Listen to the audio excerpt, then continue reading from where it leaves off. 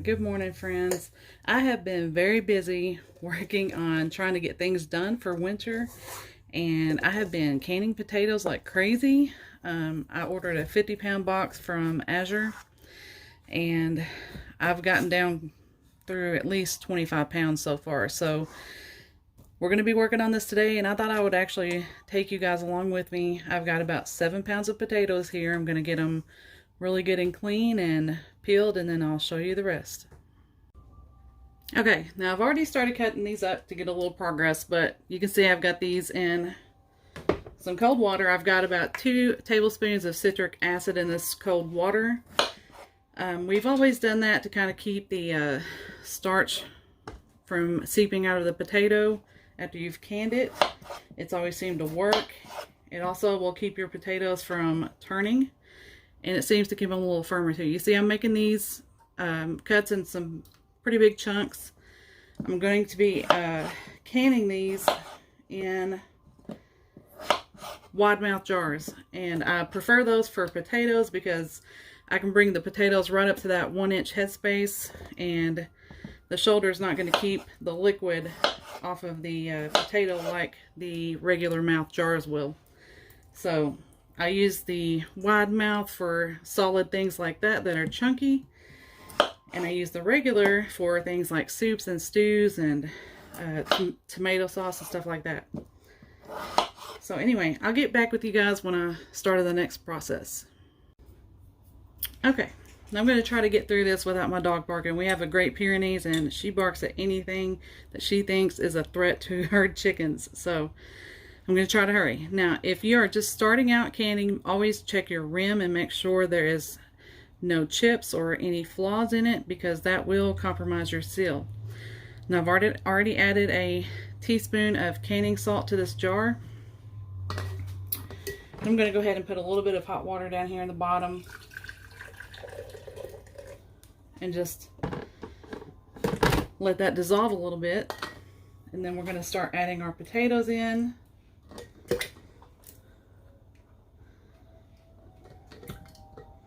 I have a wide mouth funnel somewhere, but I don't know where I've placed that thing.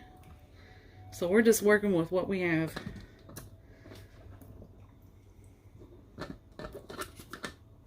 As you get closer to the top, you're going to probably want to pull this off of here and see if you can squeeze some down in there. And try to make them fit the best that you can. Sometimes you got to find a different shape of potato to get it to work. We'll swap that one out.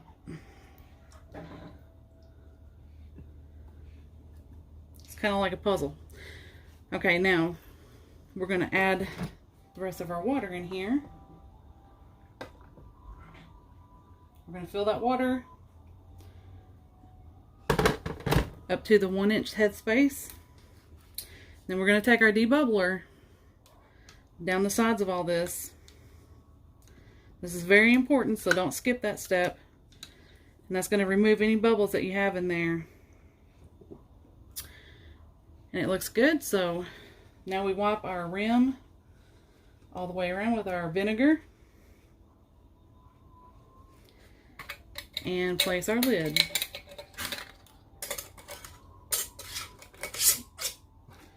Now you just want it finger tight. Don't buckle down on that. Just get it as tight as your finger tips will allow. And then we place it in the canner. Alright, I ended up having to use a regular mouth because I was out of the rest of my wide mouth. So anyway, I was going to show you guys the difference. You can see how the shoulders come in on these. So I don't always fill it all the way up to that 1-inch headspace. I do with the water though. You do the same amount of liquid in it, but we're going to wipe this rim and tighten it just the same. I'm trying out a golden harvest lid on this one, so this one's going to be an experiment. I've not usually used those, but I know everybody else does, and they get good results. I actually canned the other day with some superb lids, and I had one of my first failures, so I don't know how I feel about those. But anyway, I'm going to show you guys the putting it in the canner process. Okay, now we are using the Nesco canner again. This is the most simple canner that I could recommend to anyone that's starting out. I do love my Presto 23 quart that is a stovetop, but right now we are just using this one until we get moved to our new home. So in here we've got 8 cups of hot water. The water that I put in the potatoes was hot. So if you're going to start out with a cold product, you start out with cold water, but Nesco does recommend that you start with hot, so keep that in mind. Now I'm going to turn it to lock it. This little switch, make sure that you are on exhaust before you start up. Now if you are 1,000 foot or higher in elevation, you're going to use this green toggle, and that is your weight also, but I am below 1,000 right now. When we move, we'll be above, so things will change. So we're going to put it on high. It is very loud, just so you know. And the time for potatoes will be 40 minutes. Sorry, it's hard to see. Of course, it's going to be like this when I'm on video. But 40 minutes for potatoes in quarts. If you're doing pints, it is 35 minutes. So now we're going to push start. And you're going to see that little thing going round and around. That's when it's building up its pressure. And then once it's ready to start venting, it will start to count down for your 10 minutes. Once that 10 minutes is up, it will beep to let you know that you need to come in here and switch that toggle to airtight. And then after that, it pretty much takes care of itself. So that is one reason why I said it is one of the easiest canners to start out with. And you don't have to babysit it that much. Okay, we've only got 2 minutes of venting left. I did want to let you guys know that when it shows this E, don't think that means error. It will show E10, and that's when it's venting. I've seen some customers think that that is an error code, and it is not. So don't think that, guys. That means it's venting. Hopefully you can hear that. You can't see the steam well, but it's venting right now. So once it gets down past that 10 minutes, it'll beep again. It did beep to let me know it was venting, but once it beeps again, it will be time for me to come in here and turn the toggle to airtight, and then it'll start the canning process. Okay, it just beeped to let me know that it is down past the 10-minute mark, and now it's blinking 0. It is about to start its process of canning. I've got to turn this to airtight. Now we just wait for it to get up past its processing time. Okay, sorry guys, I had to run and get my husband from work. Anyway, I let the canner finish out its cycle, and I unplugged it as you were supposed to and let it naturally release its pressure. So I'm going to show you what they look as they're coming out.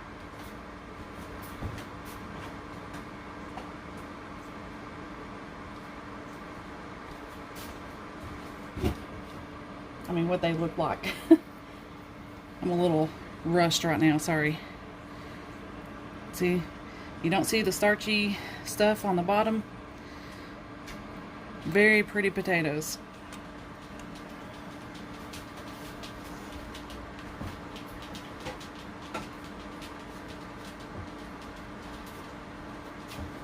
And here is that regular mouth jar that I have.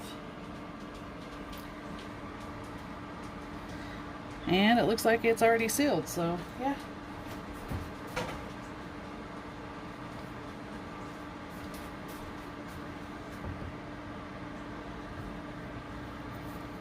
I know it's a little bit too close for you guys, but sorry. I am limited on space in here. But yeah, that's pretty much it.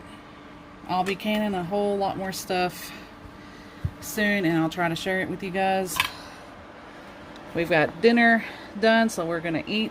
We have a cabbage and beef and carrot soup, so we're gonna enjoy dinner. I hope you guys have a great day. Love you, and I'll see you later. Bye.